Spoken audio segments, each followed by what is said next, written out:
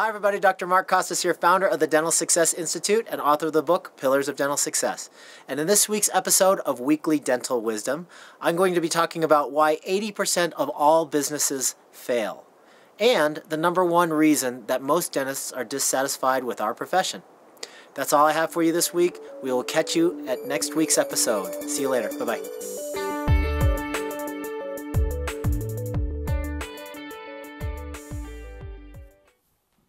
Career dissatisfaction in dentistry. According to many surveys, less than half of all dentists surveyed are satisfied with their career and regret selecting dentistry as a profession. Does that surprise anybody? Less than half. But we're actually doing okay because recent surveys have also said that 80% of the people in the world are dissatisfied with the career that they've selected. So maybe we're doing a little bit better, but I think we could do much better.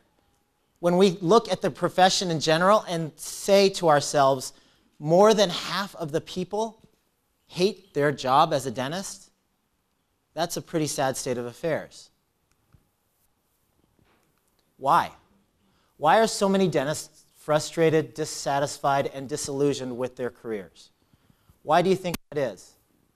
And if you don't believe that that's true, go on LinkedIn and look to see how many dental business coaches there are, how many dental consultants there are.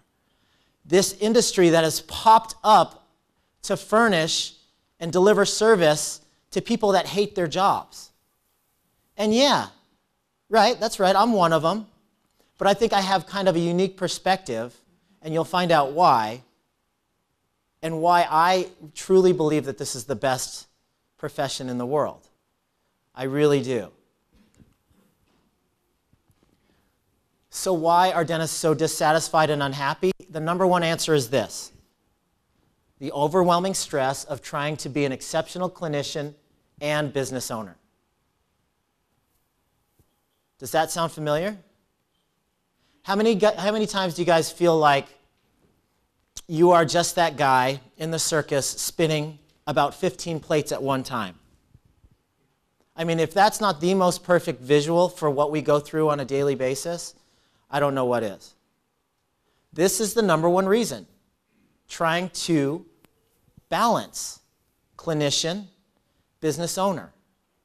It is a unique perspective that us as dentists have to other health professionals. Two of my best friends are surgeons.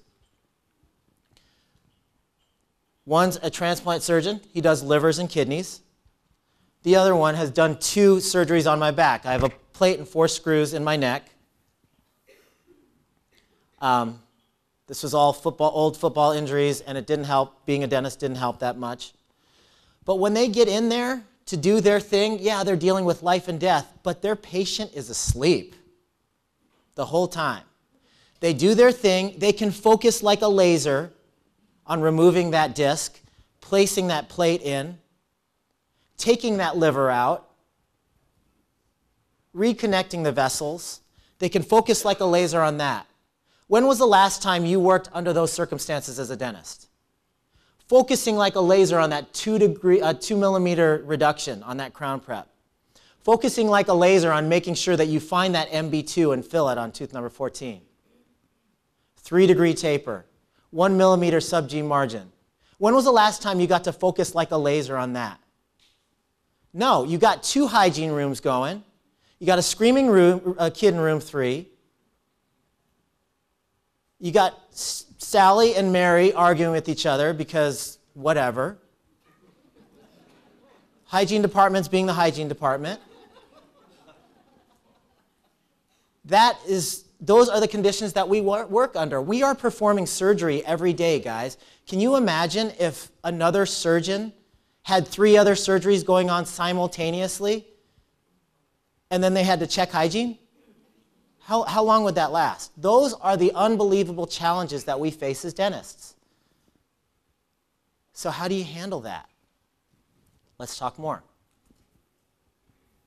The reality of small business in general. 543,000 small businesses start every month in this country. 543,000. There are 11.5 million entrepreneurs in the United States. 80% of all businesses fail in the first 18 months. 80%, that's according to Bloomberg. Holy cow. There is some serious universal stuff that people aren't getting about starting small business, right? There has to be. 20% success rate? That's not even good in baseball.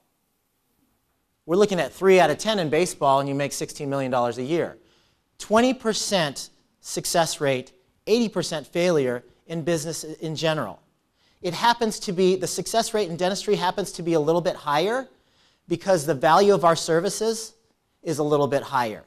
So we can make more mistakes and survive. Not thrive, but we can make more mistakes and survive than the average business. But still, the failure rate for dentists is extraordinarily high compared to the number of people that actually go into business. So why do so many businesses fail in general? The number one answer, lack of effective structure and systems. Lack of effective structure and systems. If you pick up nothing else, they say that you pick up about 10% of what you learn at a seminar.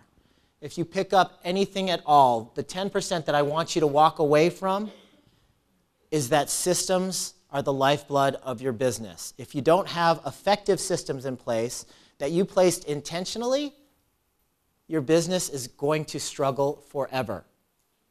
No matter how good you prep a crown, no matter how nice you are to your patients, you are going to struggle without effective systems. The bottom line, most dental practices are not run like real businesses. They are not. They simply are not run like a real business. Here's my thesis, my theme, my goal for the entire weekend.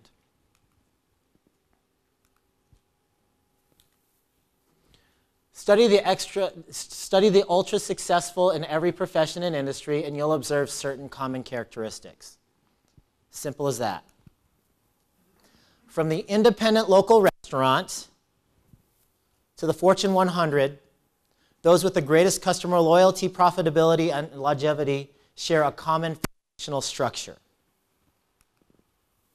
Applying these structures and systems to the dental practice will exponentially increase effectiveness and profitability of your practice.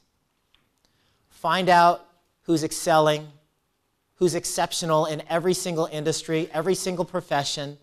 Tease out what they're doing, and you're going to get a handful of principles. Simple as that.